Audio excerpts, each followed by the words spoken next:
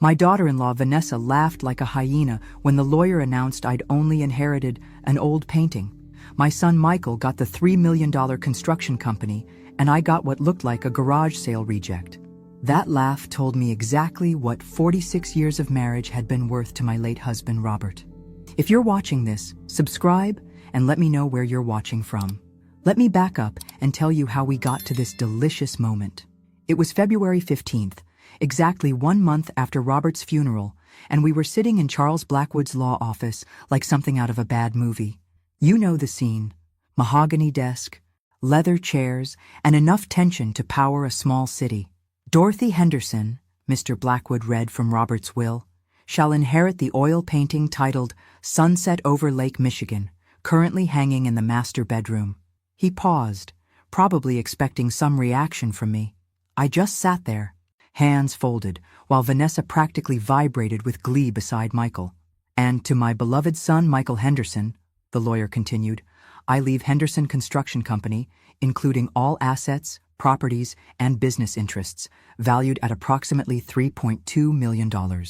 That's when Vanessa lost it. She actually clapped her hands together like a child on Christmas morning. Well, she said, turning to me with those cold blue eyes, guess you were just a useless old wife after all. Her smile was sharper than broken glass. Michael shifted uncomfortably, but said nothing. My own son, sitting there like a bump on a log while his wife insulted the woman who'd raised him. The woman who'd worked 2 jobs to put him through college after Robert's first business failed. I looked at that smug little face and smiled back. How interesting, I said calmly. Oh, if only I'd known then what I was about to discover. That ugly little painting was going to give me everything I needed to wipe that grin right off her perfectly made-up face. Mr. Blackwood cleared his throat. There are a few more provisions, but those are the major bequests. He handed me a key. This is for the safe deposit box containing the painting and some personal items your husband wanted you to have. As we left the office, Vanessa was already on her phone, probably calling her mother to share the good news. Michael walked beside me in silence until we reached our cars. Mom, he started, but I held up my hand. Don't, Michael, just don't. I got in my car and drove away, leaving him standing there looking guilty, but not guilty enough to actually do anything about it. Little did any of us know that Robert had left me the most valuable thing of all. He just hadn't realized it himself. The painting was even uglier than I remembered, if that was possible. I'd picked it up from the bank that afternoon and was now standing in my living room, holding what looked like a toddler's first attempt at a sunset. Robert had always claimed it was painted by some local artist in the 1970s, but honestly, I'd seen more artistic talent in kindergarten finger paintings. 3 days had passed since the will reading, and I was still processing Vanessa's charming assessment of my 46-year marriage. Useless old wife. The words kept echoing in my head like a bad song you can't shake. I decided to hang the monstrosity in my bedroom, mainly because that's where Robert had always kept it, and partly because I figured if I was going to be haunted by his final gift, it might as well be somewhere private where I could glare at it in peace. The painting was heavier than I expected. As I struggled to position it on the wall hook, one corner slipped from my grasp and knocked against the bedroom dresser. That's when I heard it. A soft rustling sound, like paper moving inside the frame. Curious now, I laid the painting face down on my bed and examined the back. The frame was old, held together with small metal clips that had loosened over the years. One corner of the brown paper backing had come loose, curling up slightly. My heart started beating faster. Robert had been secretive about this painting, almost protective of it. I'd always assumed it held some sentimental value I didn't understand. Maybe there was something more to it after all. I carefully peeled back more of the paper backing. Sure enough, there was something tucked between the canvas and the frame. My fingers found the edge of what felt like a photograph. I worked it loose gently, not wanting to damage whatever it was. When I finally pulled it free and turned it over, my blood ran cold. It was a photograph of a woman in a hotel room. A woman I recognized immediately, though she looked younger, maybe 5 or 6 years younger. She was partially undressed, laughing at something the camera couldn't capture, her hair tousled like she'd just gotten out of bed. The woman was Vanessa. But here's the thing that made my hands shake as I stared at that picture. This photo had to be at least 6 years old, based on her appearance. Michael and Vanessa had only been married for 7 years. I sank down onto my bed, still holding the photograph. Robert must have known about this. But why had he hidden it? Why hadn't he told Michael? And more importantly, who had taken this picture? That's when I noticed something else. In the background of the photo, barely visible on the nightstand, was a man's watch, an expensive one with a distinctive gold band. I knew that watch. I'd seen it recently. Sleep was impossible that night. I lay there staring at the ceiling, that photograph burning a hole in my nightstand drawer where I'd hidden it. Every time I closed my eyes, I saw Vanessa's mocking face from the lawyer's office, heard her calling me a useless old wife. Well, wouldn't she be surprised to know this useless old wife had stumbled onto something very interesting indeed? By morning, I'd made a decision. I needed to know more about when this photo was taken and who took it.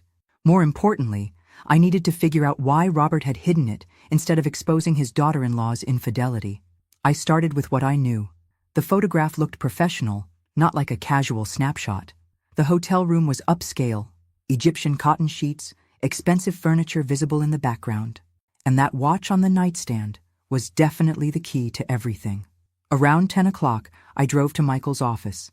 Henderson Construction was busy as always, inherited success humming along nicely. Michael was in a meeting, but I waited, sipping coffee and observing his employees. Funny how different people looked at you when you weren't the boss's mother anymore. Just the boss's mother who got the leftovers. "Mom," Michael said when he finally appeared, looking harried. "This is a surprise. Everything okay?" "Just wanted to see how you're settling into your father's office," I lied smoothly. What I really wanted was to get a better look at his desk, his personal items, see if anything jogged my memory about that watch. He showed me around, proud as a peacock. Robert's office hadn't changed much. Same heavy desk, same leather chairs, same family photos lined up like little soldiers. That's when I spotted it, sitting in a small dish beside his computer monitor. The watch from the photograph. "That's a beautiful watch," I commented casually. "New?" Michael glanced over and shrugged. "Dad's old watch. I've been meaning to get it fixed. The band's been loose for years. Actually, it went missing for a while a few years back. Turned up in the weirdest place." My pulse quickened. "Oh? Where was that?" "Vanessa found it at some hotel downtown when we were there for a wedding. Must have fallen off during dinner or something. Lucky she spotted it, right?" Lucky indeed. I smiled and nodded, filing away every word. So Vanessa had been at a hotel with Robert's watch. A watch that ended up photographed in a hotel room with her in a state of undress. The pieces were starting to fit together, and I didn't like the picture they were forming. After leaving Michael's office, I drove straight to the downtown area. There were 3 upscale hotels within walking distance of where that wedding would have been held. If I was right about what I suspected, someone was about to get a very unpleasant surprise. But first, I needed to do some research, and maybe make a few phone calls. The Grandview Hotel on Michigan Avenue had exactly the kind of upscale rooms I'd seen in that photograph. I knew because I'd spent the afternoon playing tourist, asking for a tour of their amenities for my upcoming anniversary celebration. The lie came surprisingly easily. Our suites all feature Italian marble bathrooms and Egyptian cotton linens. The overeager sales manager had gushed, leading me through a room that looked remarkably similar to the background in Vanessa's photo. But it was the hotel bar where I hit gold. "Mrs. Henderson." The bartender, a friendly man named Tony, recognized me immediately. "Haven't seen you in ages. How's Mr. Robert doing?" My heart sank a little. Tony obviously hadn't heard about the funeral. "He passed away last month, Tony."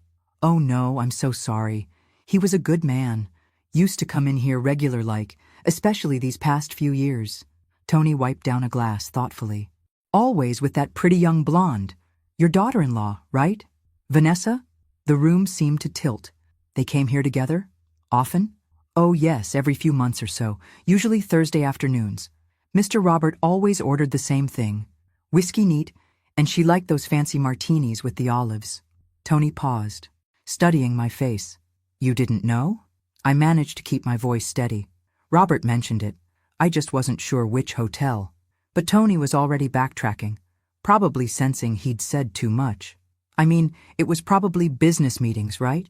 Your husband was always talking about expanding the company." "Business meetings." "Right. The kind where your daughter-in-law poses for intimate photographs in hotel suites. I ordered a glass of wine I didn't want and sat at the bar, processing this information. Robert and Vanessa had been meeting regularly at this hotel for years. The photograph proved their relationship had crossed lines that shouldn't be crossed. But why hide the evidence instead of exposing her? Then it hit me like a freight train. Robert hadn't hidden that photograph to protect Vanessa. He'd hidden it to protect Michael. My husband had discovered his daughter-in-law's betrayal, and instead of destroying his son's marriage, he'd kept the secret and lived with the knowledge that the woman Michael loved was a fraud. But there was still something that didn't add up. That photograph showed Vanessa with someone, but I'd only seen Robert's watch in the background. Where was the rest of the evidence? Who had taken the picture? I paid for my wine and walked to the hotel lobby, studying the layout. There had to be security cameras, employee records, something that could give me more pieces of this puzzle. As I stood there, lost in thought, I felt someone tap my shoulder. Dorothy? Dorothy Henderson? I turned to find a man in an expensive suit smiling at me. He looked familiar, but I couldn't place him immediately. "I'm sorry," I said. "Do we know each other?" His smile faltered slightly. "David Morrison. I was a friend of your husband's. I heard about Robert's passing. My condolences." David Morrison. Why did that name ring a bell? Then I remembered. He'd sent flowers to the funeral. The card had simply said, "With sympathy, D. Morrison." "Thank you," I said carefully. "How did you know Robert?" "Business associates," he said quickly. "We worked together on several projects over the years." He glanced around the hotel lobby nervously. "Interesting place to run into you, actually. Robert and I used to meet here sometimes." My radar was pinging like crazy now. "Really? When was the last time you saw him?" David's eyes darted away. "Oh, months ago. Well, before he got sick. He was already backing away. I should let you go. Again, my condolences." He disappeared into the elevator before I could ask another question, leaving me standing in the lobby with more questions than answers. But I had a name now, David Morrison, and something told me he was the final piece of this sordid puzzle. Finding David Morrison turned out to be easier than I expected, though it took more patience than I'd anticipated. My neighbor Grace had connections at the country club. 40 years of marriage to a prominent lawyer had given her quite the network. "David Morrison?" Grace had mused over coffee. "Runs that investment firm downtown. His wife Sandra plays bridge with my sister. Why do you ask?" I'd made up some story about potential financial advice, and within 2 days, Grace had arranged for me to accidentally bump into David at the monthly charity luncheon at the Grandview Hotel. Sometimes the best surveillance comes disguised as social events. David looked nervous the moment Grace introduced us, though he tried to hide it behind a charming smile. "Mrs. Henderson," he said, shaking my hand with what felt like sweaty palms. "My condolences on Robert's passing. He was a good man." "Thank you," I replied, studying his face. "You knew him well?" "Business acquaintances," he said quickly, then excused himself to get a drink. I followed at a discreet distance and positioned myself at a nearby table where I could observe him. The man was definitely on edge, checking his phone constantly, drinking faster than was polite at a charity event. When he stepped outside to take a call, I saw my opportunity. I moved close enough to overhear, pretending to admire the hotel's garden. "Told you not to call me here," he was saying in a harsh whisper. "Dorothy Henderson is at this same event. No, I don't think she knows anything, but we can't be careful enough. The timeline got screwed up when Robert died early. We were supposed to have another month. Timeline got screwed up. Another month." The pieces were starting to click. I retreated before he finished his call, but I'd heard enough. David Morrison was definitely connected to whatever Robert had discovered, and Robert's death had disrupted some kind of plan. Later that afternoon, I called Grace back. "That David Morrison seemed nice," I said casually. "Has he lived in Chicago long?" "Oh, yes, for years. Though Sandra mentioned something about them possibly relocating soon. Business opportunities elsewhere," she said. "Why?" "Just curious." But inside, alarm bells were ringing. If David was planning to leave town, it wasn't for business opportunities. It was because he was running from something. That evening, I sat in my living room with the photographs spread out on the coffee table, trying to piece together what I knew. Robert had discovered something about Vanessa and David. David was planning to leave Chicago. Robert's death had disrupted their timeline. But what had Robert found, and why hadn't he told Michael immediately? I picked up the photograph again, studying it more carefully. That's when I noticed something I'd missed before, a reflection in the mirror behind Vanessa. It was blurry, but there was definitely someone else in that hotel room. Someone holding a camera. My blood chilled as the full implications hit me. This wasn't just evidence of an affair. It was evidence of something much more calculated, and Robert had died before he could expose whatever scheme David and Vanessa had been planning. But Robert had been cleverer than they knew. He'd hidden this evidence where only I would find it, trusting that I'd eventually put the pieces together. Well, Robert, I thought, carefully placing the photograph back in its hiding place. This useless old wife is about to finish what you started. I spent the weekend planning my approach, like a general preparing for war. By Monday morning, I had photocopies of the picture, a detailed timeline of what I'd observed, and a plan that would give Vanessa exactly one chance to tell me the truth. But first, I needed to understand what Robert had really discovered. Monday afternoon, I drove to Henderson Construction. Michael was in a meeting, but I wasn't there to see him. I was there to see Martha Wilson, Robert's longtime secretary, who'd stayed on to help with the transition. "Mrs. Henderson," Martha's face lit up when she saw me. "How lovely to see you. How are you holding up?" "As well as can be expected," I said, settling into the chair across from her desk. "Martha, I was wondering if you could help me with something. In the months before Robert died, did he seem troubled about anything?" Martha's expression grew thoughtful. "Well, now that you mention it, he did seem worried about something. He was working late more often, making calls he didn't want overheard. And about 2 months before he passed, he had me set up a meeting with that lawyer, Mr. Blackwood. 2 months ago. That timeline was crucial. Yes, and he was very specific about keeping it confidential, even from Michael." Martha lowered her voice. "Between you and me, Mrs. Henderson, I think he was suspicious about some of the contracts we'd been losing. Big projects that should have been easy wins for us." My heart started racing. "Did he say anything specific?" "He mentioned that someone might be feeding information to competitors. He'd started keeping certain bid documents in his personal safe instead of the shared files." Martha glanced around to make sure we weren't overheard. "And he'd been asking questions about Vanessa's access to Michael's computer." There it was. Confirmation that Robert had suspected the corporate espionage. "Martha, did Robert ever mention David Morrison?" Her face darkened immediately. "That snake." "Yes, Mr. Robert was very interested in Morrison investments lately. He'd had me pull all the contracts we'd lost in the past year, and wouldn't you know it, Morrison's clients had won most of them." I thanked Martha and left. My suspicions fully confirmed. Robert had been building a case against David Morrison, and by extension, against Vanessa, but he'd died before he could act on it. That evening, I made the call I'd been dreading and anticipating in equal measure. "Vanessa, it's Dorothy. I was wondering if you could come by tomorrow afternoon. There's something I'd like to discuss with you." "Oh." Vanessa's voice was carefully neutral. "Of course. Is everything all right?" "We'll talk tomorrow," I said, and hung up. The trap was set. Now I just had to wait for her to walk into it. Tuesday afternoon arrived gray and drizzly, matching my mood perfectly. Vanessa showed up precisely on time, looking elegant in a cream-colored suit that probably cost more than some people's monthly salary. "Dorothy," she said, air-kissing my cheek. "You sounded mysterious on the phone. I hope nothing's wrong." "Please, sit down," I gestured to the living room. "Can I get you some tea?" "That would be lovely." I made tea I didn't want for a woman I was about to destroy, taking my time to let anticipation build. When I returned with the tray, Vanessa was sitting primly on the edge of the sofa, her hands folded in her lap. "So," she said with that practiced smile, "what did you want to discuss?" I set down the tea tray and picked up the manila envelope I'd prepared. "Actually, Vanessa, I think you know exactly what this is about." I pulled out the photograph and placed it on the coffee table between us. The change in her expression was instantaneous and complete. The polite mask vanished, replaced by something between fear and fury. "Where did you get that?" she whispered, her voice barely audible. "From my inheritance," I said calmly.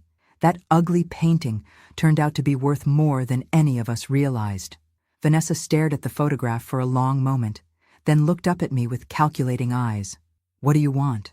I spent the weekend planning my approach like a general preparing for war. By Monday morning, I had copies of everything. The photograph, David Morrison's business records showing suspicious financial transactions, even Tony the bartender's statement about the regular Thursday meetings. I'd been busy. Vanessa was at her yoga class when I arrived at Michael's house.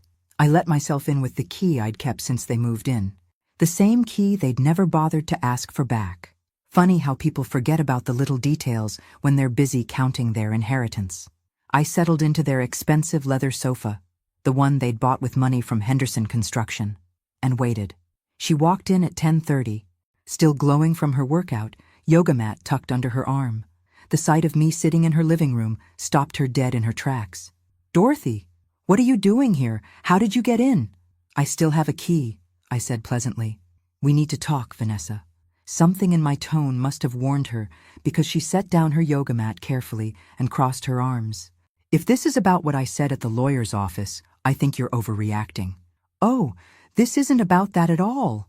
I pulled out the photograph and placed it on the coffee table between us. "This is about your extracurricular activities."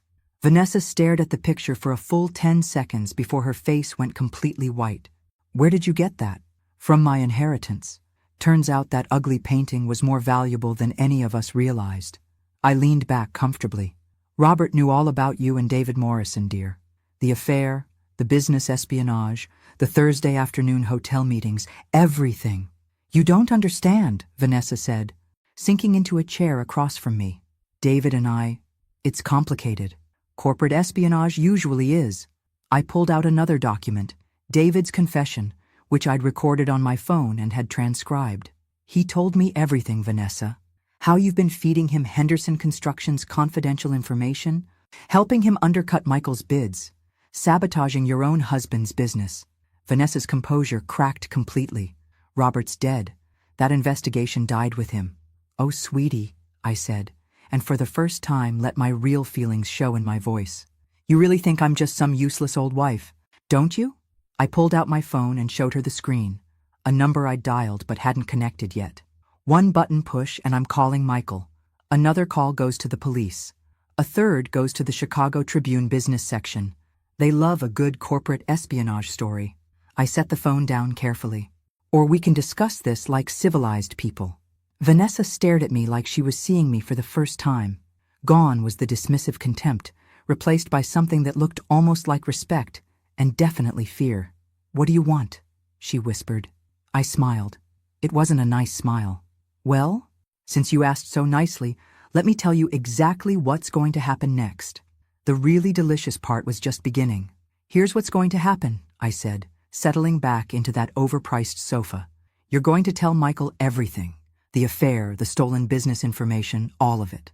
And then you're going to figure out how to compensate Henderson Construction for every contract you helped steal." Vanessa's mouth fell open. "I can't do that. He'll divorce me." "Probably." I shrugged, like we were discussing the weather. "Should have thought of that before you decided to betray him." She stood up suddenly, pacing to the window. "You don't understand what it was like being married to Michael. He's so predictable. David made me feel alive again." "How romantic. I'm sure that'll comfort you when you're explaining corporate espionage to the authorities." I checked my watch. "You have until tomorrow to decide how you want to handle this. The easy way, or the way that involves police." She spun around, and I saw a flash of the calculating woman who'd been manipulating my family for years. "What if I refuse? What if I call your bluff? Try me." The words came out colder than I intended. "I buried a husband last month, discovered my son inherited millions while I got table scraps, and learned my daughter-in-law has been stealing from us for years. Do you really think I have anything left to lose?" Something in my voice must have convinced her, because she sank back into her chair, looking smaller somehow.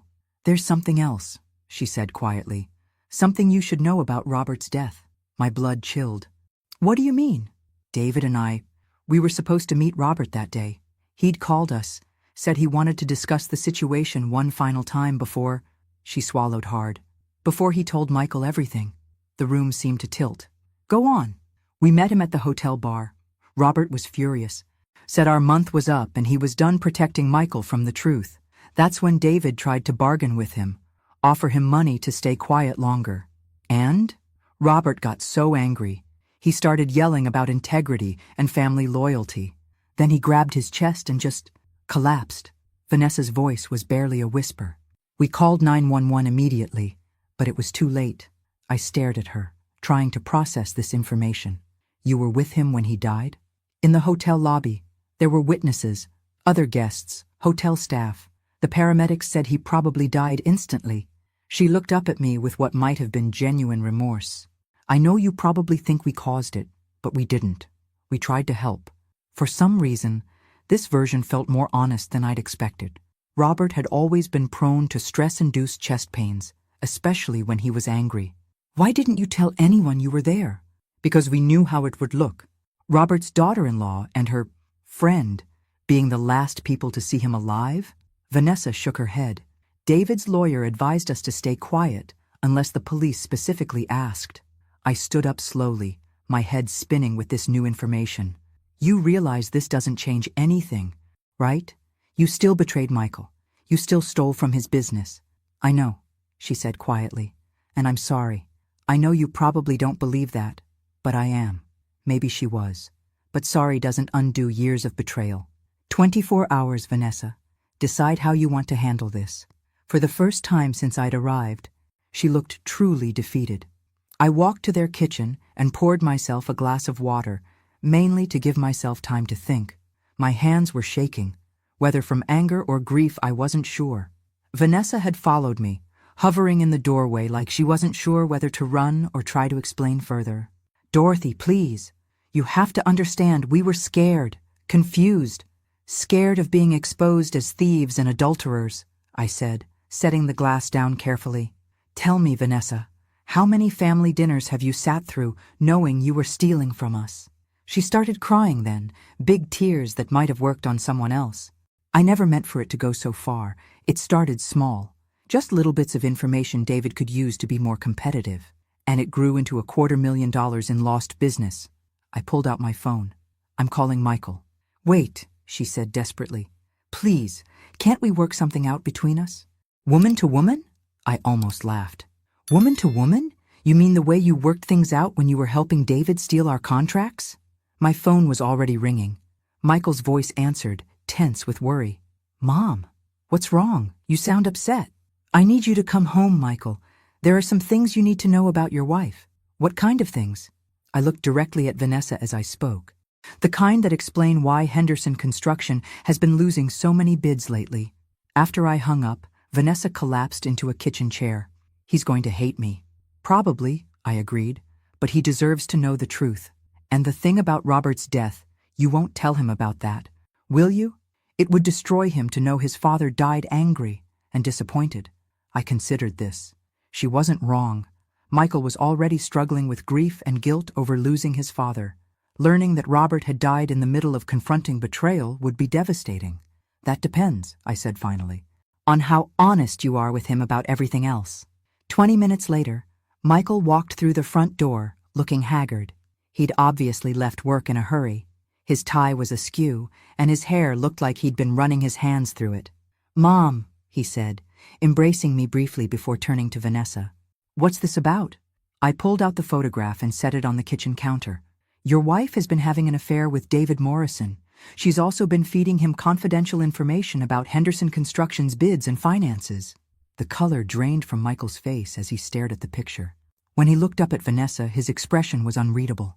Is this true? Vanessa's face was streaked with tears, but she nodded. It started about 2 years ago. I never meant... Michael, I'm so sorry. 2 years? His voice was completely flat. You've been betraying me for 2 years? It wasn't supposed to be betrayal. David said he just wanted to be more competitive, that a little inside information was normal in business. Normal? Michael's composure finally cracked. Vanessa, you've been stealing from our family business to help your lover.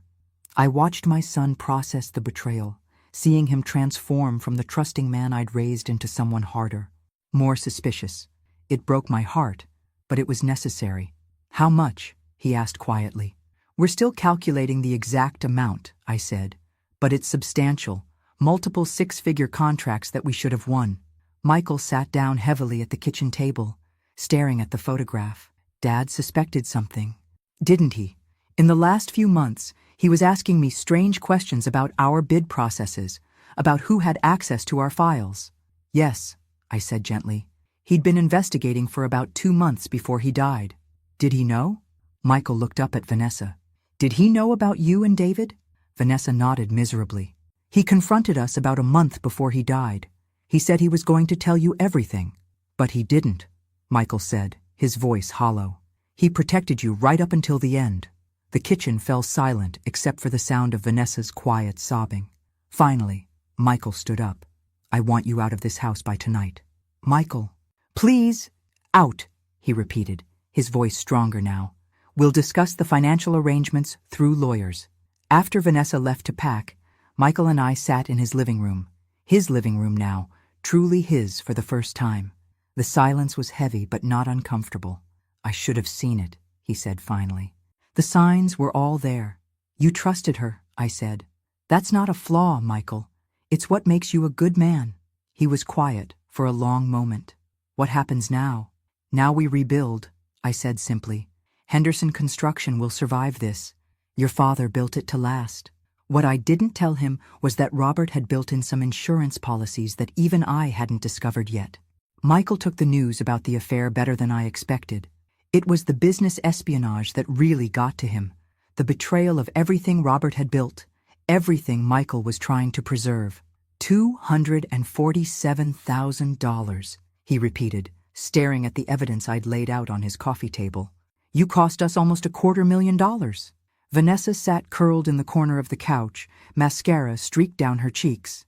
Michael, I'm sorry. I never meant... Never meant what? To get caught? Michael's voice was deadly quiet.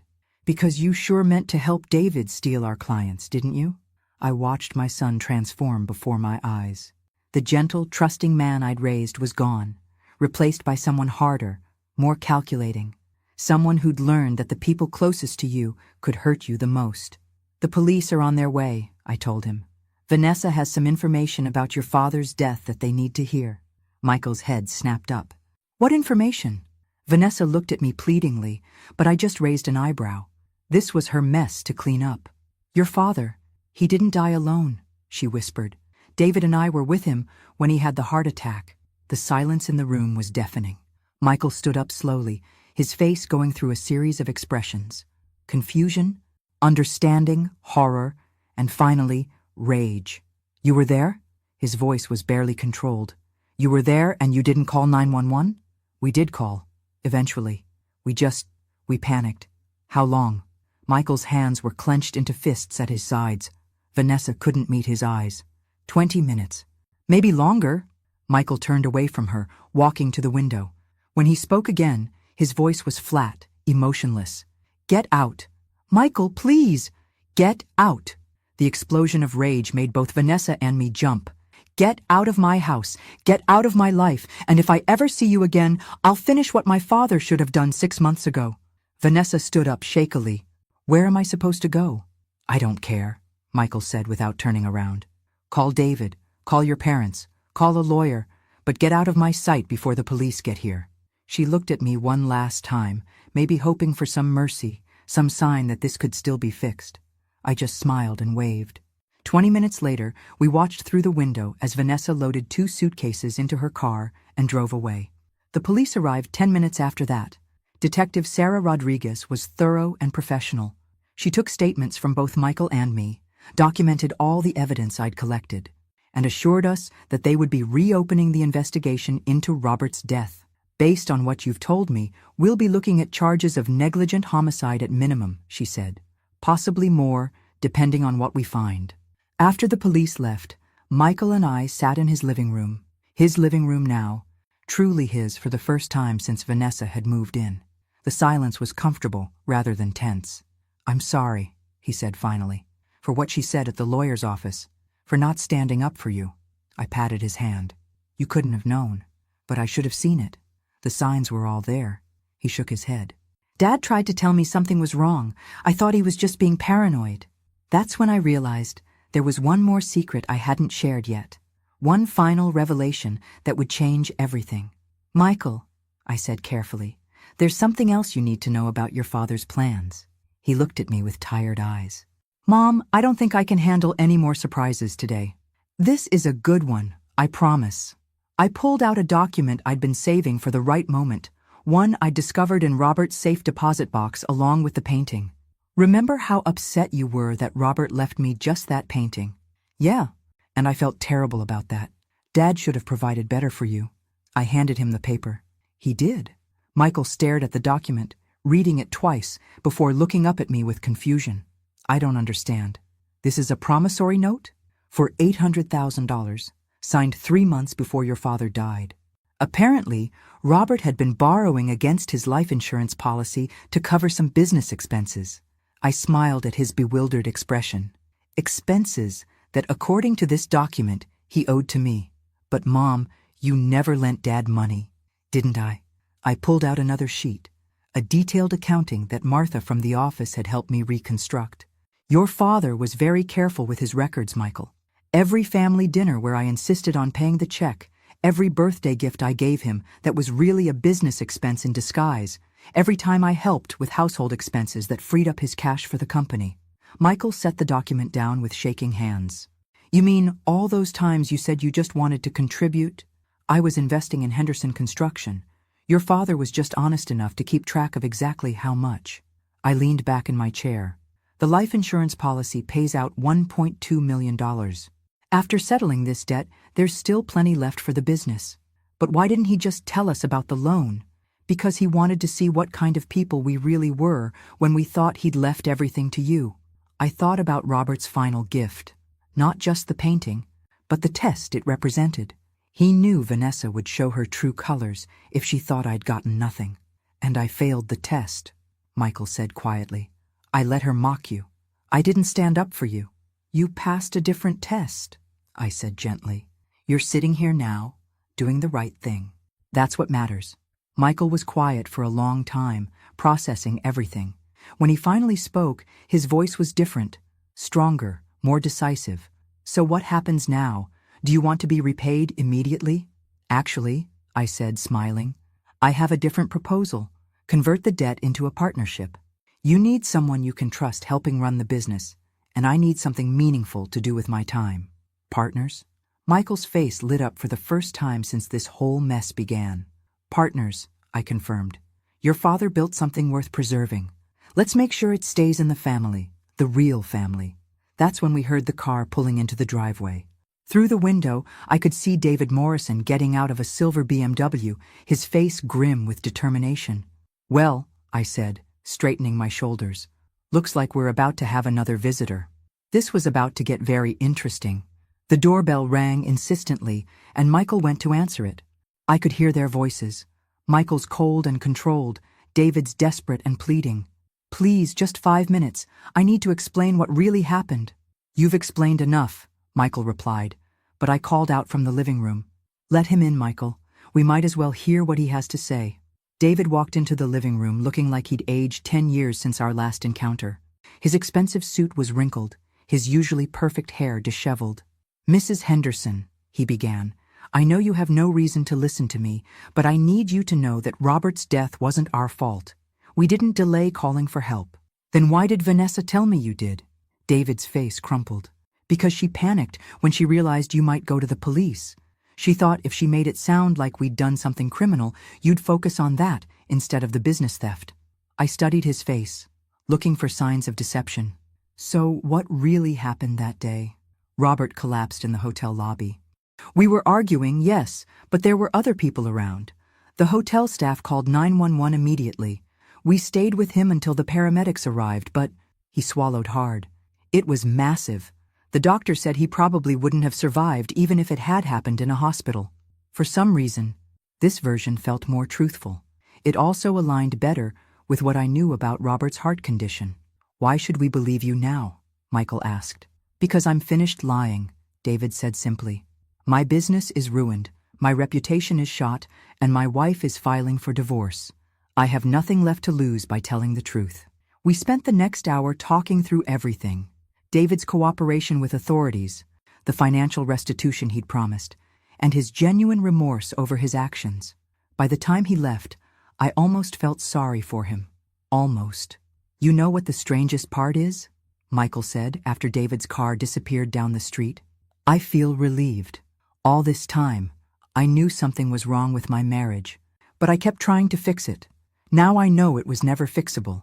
Your father used to say that you can't build a strong foundation on lies, I told him. Vanessa and David built their whole relationship on deception. It was bound to collapse eventually.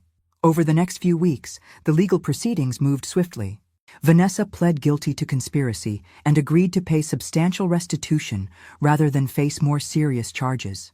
David's cooperation with authorities helped recover most of the stolen business, along with penalties and interest. The promissory note from Robert's estate provided the working capital we needed to rebuild Henderson Construction's reputation. More importantly, it gave Michael and me a solid legal framework for our partnership. You know, Michael said one afternoon as we reviewed new contract proposals, I think Dad would be proud of what we're building here. I looked around the office, the same space where Robert had worked for 30 years, where he'd built something lasting from nothing. I think you're right. 6 months later, Henderson Construction was thriving under our joint leadership. Michael had grown into the kind of leader Robert would have admired, strong but fair, trusting but not naive. And I'd discovered that business ownership at 70 was surprisingly invigorating. Sometimes people underestimate older women, thinking we're just harmless grandmothers who can be dismissed and forgotten. But here's what I learned. We've had decades to observe, to understand, and to develop patience. When we finally decide to act, we do it with the accumulated wisdom of a lifetime. Robert's painting hangs in my office now, right behind my desk where I can see it every day. It reminds me that sometimes the most valuable things come disguised as worthless gifts, and that love, real love, finds a way to protect the people who matter most, even from beyond the grave. As for Vanessa, she's learning that orange really isn't her color. She's also learning that actions have consequences, something she managed to avoid for far too long. But that's a lesson for another day. Today, Michael and I have a business to run and contracts to win the honest way, through hard work, fair dealing, and the kind of integrity that Robert Henderson built his legacy on. Sometimes the best revenge isn't revenge at all. Sometimes it's just living well and building something better than what came before. The phone rang, interrupting my thoughts. Another potential client, another opportunity to prove that Henderson Construction was stronger than ever. I smiled as I reached for the phone. After all, this useless old wife had work to do. Thanks for listening. Don't forget to subscribe and feel free to share your story in the comments. Your voice matters.